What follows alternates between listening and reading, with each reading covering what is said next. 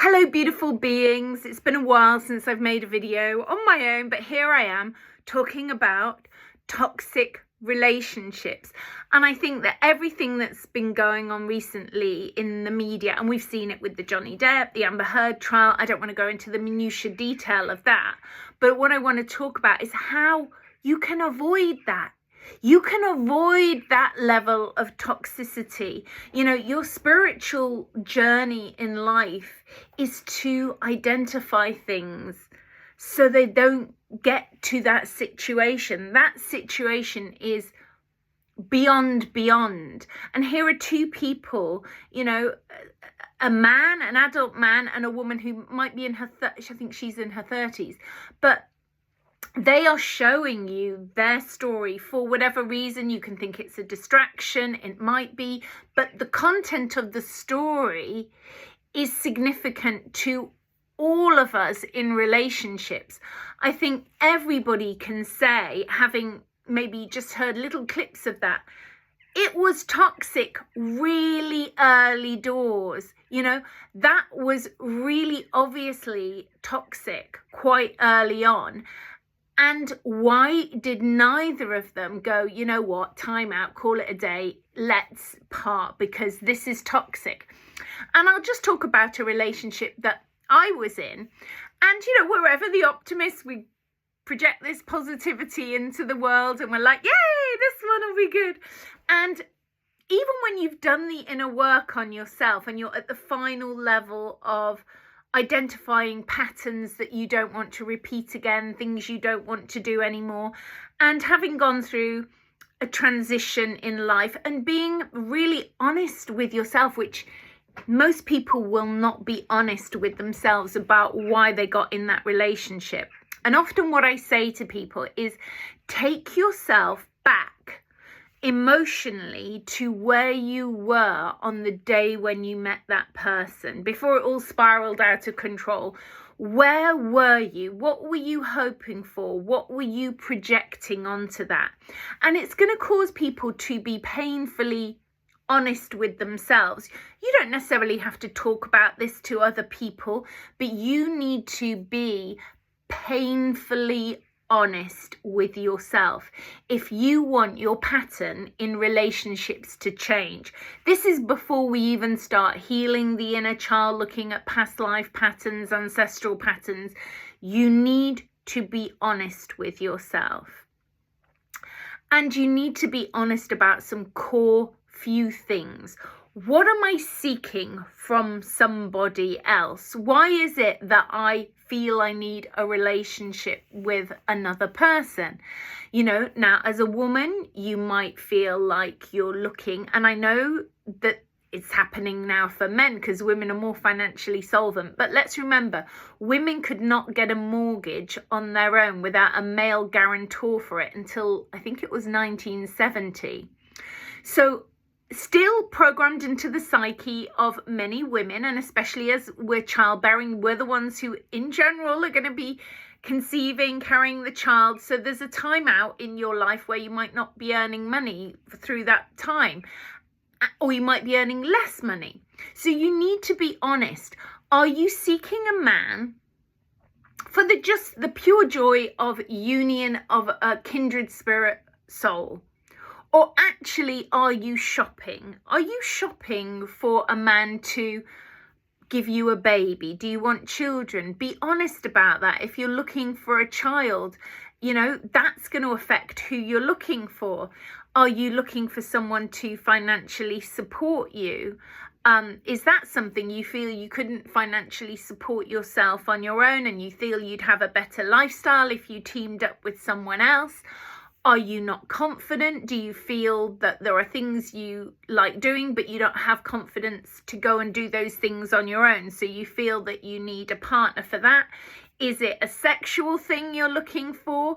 And in general, if it's a sexual thing, you're not going to find a good quality of the heart relationship with someone if it's purely a sexual connection. The same as if you're just hunting for someone to have a child with, or if you're also looking for someone to financially lift the burden of your life from your own shoulders.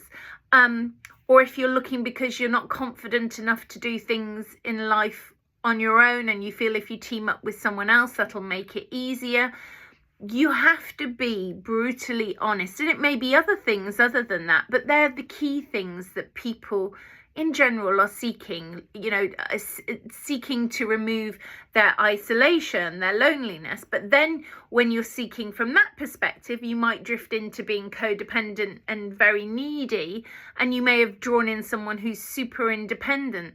So the key is to all of this is being brutally honest with what you're seeking from another. Write it down. Write down what you really want from a relationship. Instead of going, well, he's got to have hair like this or she's got to look like this. Yes, you might have a stereotype of what you personally find is more attractive, but don't let the chocolate box, the wrapping on the Easter egg distract you from the core essence of the personality and the character, because long term you're in relationship with a character, a core personality traits.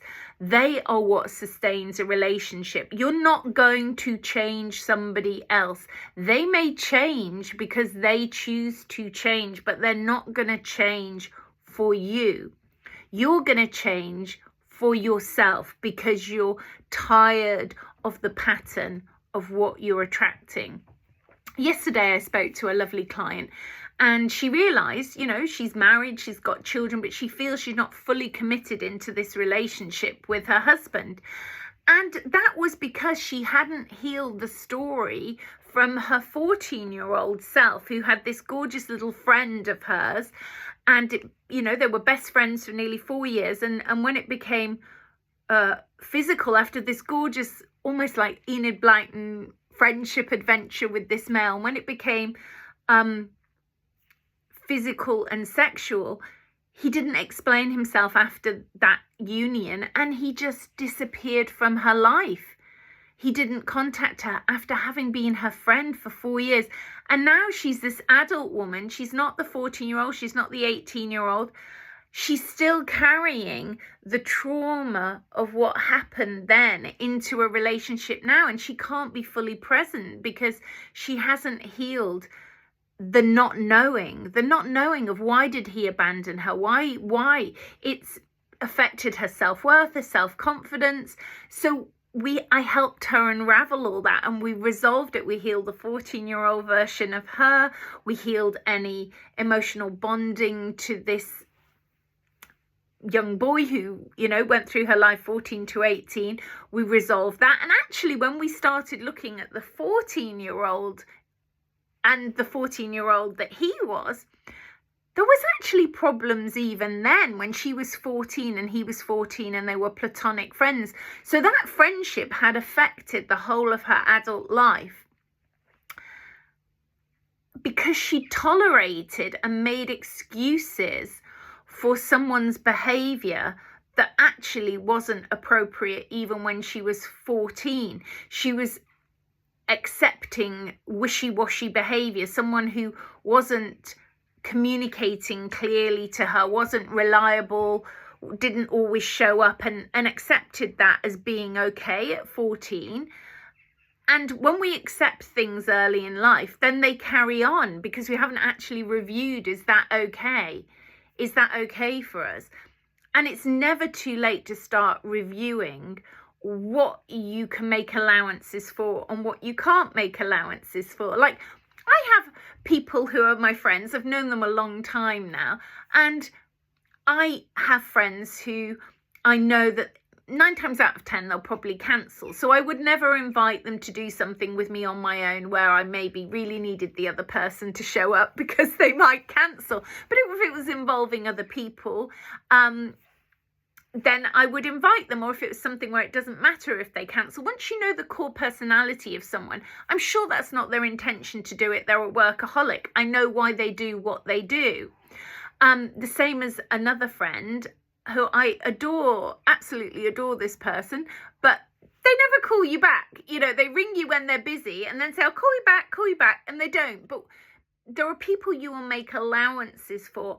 But if those were things perhaps in an intimate relationship, then it might cause more of a problem, and you need to knock that on the head. Because if you can't then communicate to that person and say, oh, I've noticed that you always do this, can we look at why you do that? Can we try and resolve this? Can we communicate together? Can we clear this? But when you get to the point where you're seeing a relationship which is graphically being played out for us all to observe in this trial, that is toxic. Both those parties, it's not like Johnny to win, it's actually, this was a guy who should have realized, because of his own trauma from childhood, and you can't keep using the excuse, oh, his mum was awful, because actually the way that Amber is because of trauma. That girl is how she is because of unresolved trauma. And both of those parties are reflecting back to humanity that there is a point where you go, time out, toxic, we need to separate. This is bad. This is really toxic for ourselves, for anyone who's around us. We're going to, as you're seeing now with them, lose a lot of money, wash your dirty linen in public in a very graphic way, bringing out the worst in each other. They're bringing out the worst in each other. Now, that may be linked to a past life. It's like they're paying out a past life where he's a 1930s, 40s gangster and she's the mole. In some ways, yeah, in some ways he's more controlled, he's more focused, he's more able to keep his calm. In some ways, there's lack of compassion, she's emotionally unstable.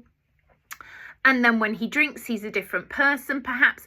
So you've got to see that two wrongs do not make a right, and both people are deeply wounded. And when we realize that we can only change ourselves, then transformation happens. And, I met somebody once, I talked to them for a couple of months, like we do over social media. I finally met them. We spent an intense period of time together, and on day 4 of hanging out with them, I'm like, you know what, this is toxic, this is not good, we need to part. Now, they were a very manipulative person, so I'm quite an aware person, but still they were able to manipulate me because they'd come to visit with actually no money. Now, that's okay because I don't really know them, but they had no money really to buy another flight and go home earlier. They had no money to go to a hotel. They had no money to rent a car.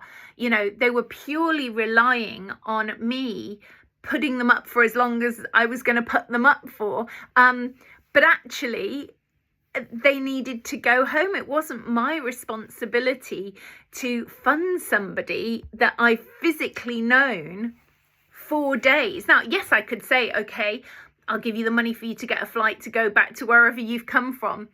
But I'm not going to continue this relationship because there's nothing attractive. Why would a woman, a grown-up adult woman, want to be with a grown-up adult man who cannot even, fund a return flight to somewhere in Europe that they've come from? It's not my responsibility to fund that for them. It's also not my responsibility to feed them and home them and look after them. That is not attractive to me. I don't want to take on a child. I would, at that point in my life, I still would have liked a child. But I was attracting a child. I was attracting a child in a man's body, and it was not attractive. It was deeply, deeply unattractive. And so once she realized, I'm not available for that. Now, at other points in my life, when I was less capable financially, I'd attracted men who perhaps wanted to look after someone, but I actually wanted to earn my own money more than I actually wanted to be looked after. It turned out, I found out about my personality, is I actually wanted to earn my own money, and that's what I've done in this lifetime. I've earned my own money. I would have maybe at some point wanted a child, but the vibration of the men that I was attracting, I had enough self-worth and wisdom to realize this is not sustainable.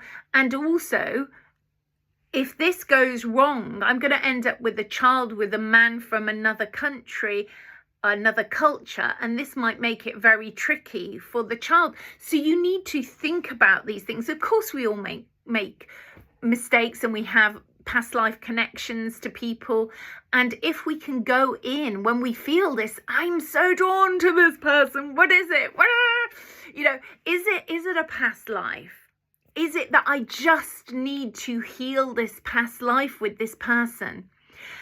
It is not that they're necessarily your twin flame. You know, this is delusion. It's delusion, and it's going to cause you to be in so many toxic relationships because you won't actually know that they were a twin flame till the end of your life, and you've spent all this life with them.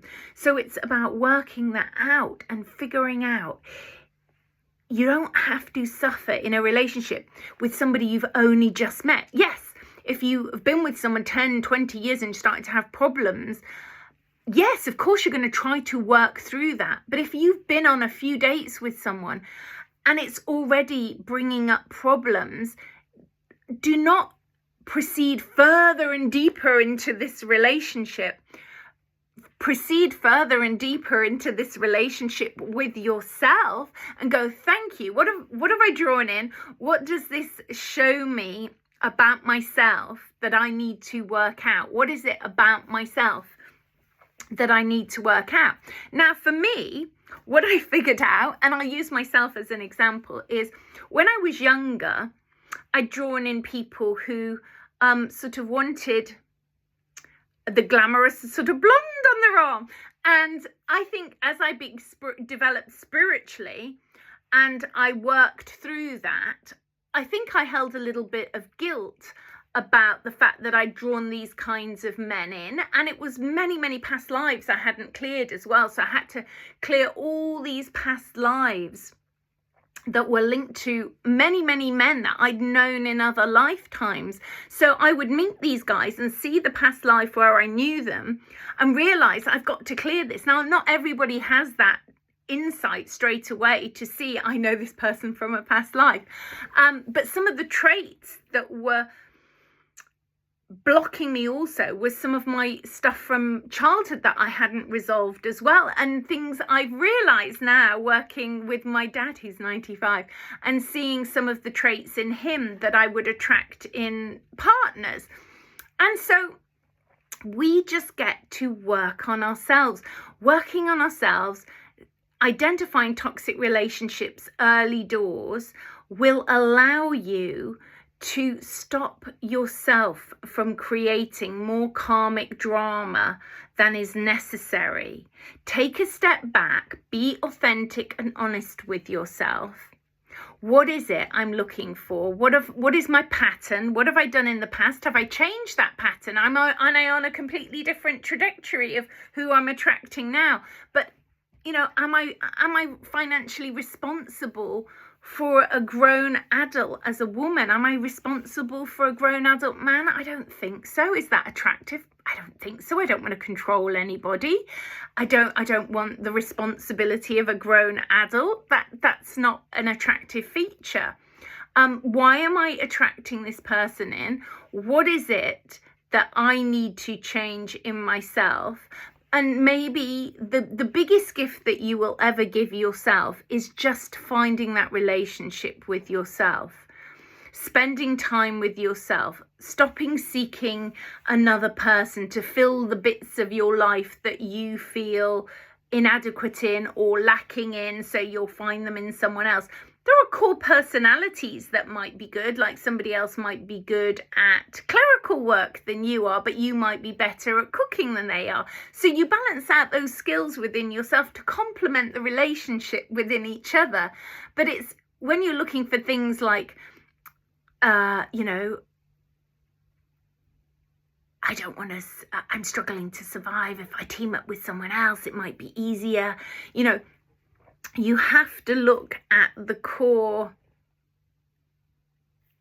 character and worth and principles of a person, and the core value and principles that you hold dear, that are important to you. And that some of those things are not flexible. They're core principles that are absolutely who you are at a core level, and they're not negotiable. Some things are negotiable, but some things are not negotiable. And you mustn't negotiate your whole principles just because you think, oh, maybe I might not meet anybody, so I'll negotiate my principles. No, stay true to what you believe and know to be yourself. And what will happen over time is you will deepen a deeper loving relationship with yourself. And eventually, if it's meant to be, you'll meet somebody else who also has deepened that loving relationship with themselves. And you will perhaps complement each other in that way. But until that time comes, yes, you can have fun and go whatever, do whatever you want to do. But you have to take responsibility for your part in a relationship, and you have to take responsibility to avoid being in a terrible, terrible, toxic relationship. That both of those people, having seen that media toxic relation play out, both of those people should have sought emotional help and inner journey work way back, years back, before that got to the situation that we're seeing play out now. So I hope that's helped you. Write a list. Think about what your core principles are, what you love about yourself, what it is that you don't like about yourself, your shadow aspect, the manipulative aspect of yourself. Write those things down, and then, let them go. You can work on this. And if you need some help on this, I can work with you. I've been doing this work for 22 years on myself consciously. I've actually probably been working on myself because I started to realize there were relationship issues going on. Even when I was younger, I started to realize probably in my late 20s that the only person I could change was myself, not these other people. Why was I attracting them? What was I seeking? Was I going to get what I'm looking for? What were my values? I loved my independence. I liked feeling I could earn my own money. I liked doing things myself. And those were perhaps challenging to some people. And as I had a spiritual awakening, then my values and things changed again. So it's honoring where you're at in life, honoring that you are on a journey of change. And of course, you're not going to be the same person, and neither's the other person. But how can you communicate that? And can you work together to make something that is not toxic? I think that's the thing. The key thing is to be far away from toxicity. And I think that was really a wake-up call for a lot of humanity to see that trial playing out right now. Let that be the wake-up call for us all to go, I do not want to end up in any form of relationship where, even with all that fame and money, it ended up like that. Is horrific, because both of those people should have walked away a long time ago. And what you see is the wounded inner child of why they can't walk away, and why it's playing out so publicly for all of us to heal our past lives, wounded inner child, ancestral healing, and heal that now. That is the gift from this to all of us, to humanity. So I wish you much love and many blessings. Bye for now.